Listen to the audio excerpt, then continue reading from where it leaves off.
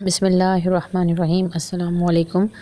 آج کی ویڈیو میں ہم پڑھیں گے نظم کی ایک صنف ہے جس کو ہم آزاد نظم کہتے ہیں، اور ایک دوسری صنف نظم معرہ ہے۔ ان دونوں کے بارے میں پڑھیں گے کہ یہ کیا ہیں اور اس کی کیا اقسام ہیں، کیا حیت ہوتی ہے ان کی، اس میں کیا کیا خاص بات ہے۔ ٹھیک ہے، تو آئیے سٹارٹ کرتے ہیں ویڈیو اور دیکھتے ہیں کہ آزاد نظم کیا ہوتی ہے۔ سب سے پہلے آزاد نظم جو ہے یہ انگریزی کے توسط سے اردو میں منتقل ہوئی ہے۔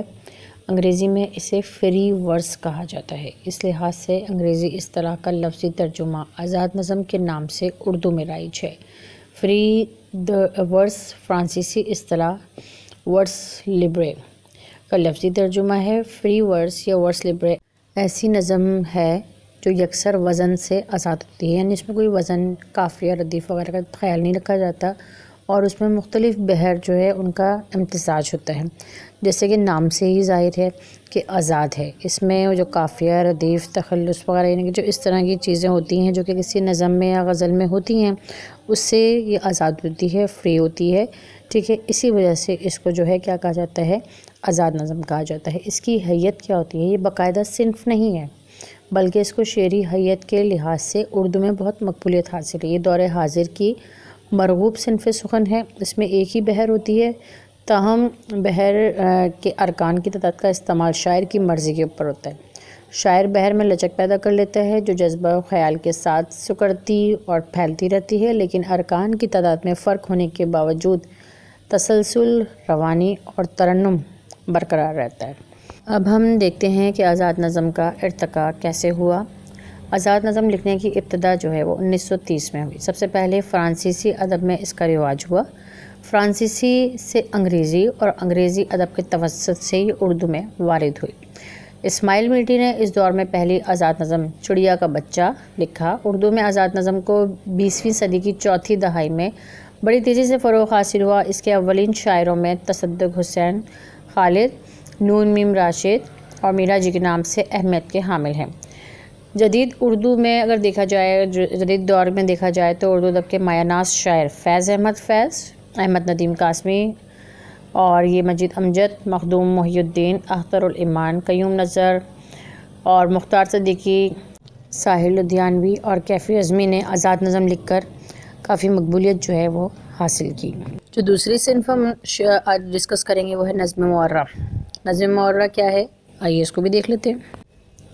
یہ صنف سخن اردو شاعری میں انگریزی کی بلینک ورس کے توسط سے آئی، جس میں بحر اور وزن تو موجود ہوتا ہے مگر قافیہ ردیف کی پابندی لازمی نہیں ہوتی۔ اس کی وجہ یہ ہوتی ہے کہ بسا اوقات شعراء کا کوئی خیال سوچتا ہے اور وہ خیال قافیہ ردیف کی قید میں رہ کر بہتر طور سے ادا نہیں کیا جا سکتا، تاہم اگر اتفاق سے کوئی قافیہ ردیف آ بھی جائے تو کوئی قباحت نہیں ہے۔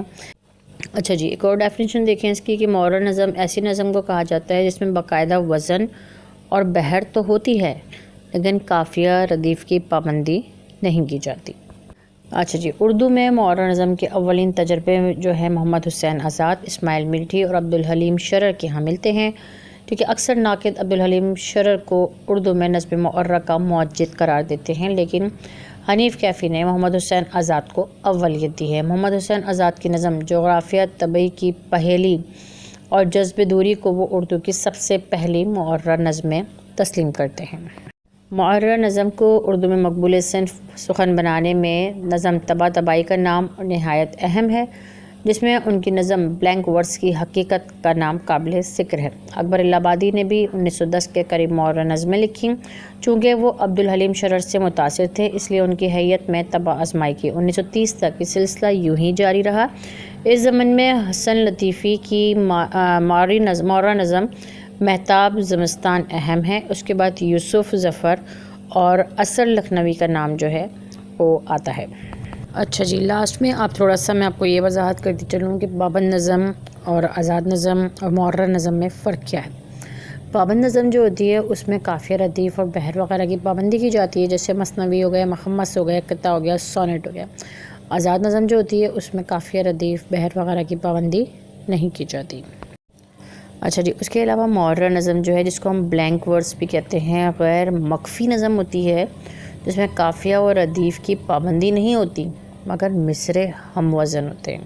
ٹھیک ہے، یعنی کہ ہم اس کو نیم آزاد و نیم پابند نظم یعنی کہ دونوں کا مکسچر بھی کہہ سکتے ہیں۔ قافیہ اور ردیف کی پابندی نہیں ہوتی مگر مصرے کیا ہوتے ہیں؟ ہم وزن ہوتے ہیں۔ نظم معرہ کی ایک مثال کے ساتھ آپ سے چاہوں گی میں اجازت، ٹھیک ہے؟ نیکسٹ ویڈیو کے ساتھ پھر حاضر ہوں گی، اس وقت تک کے لیے اللہ حافظ۔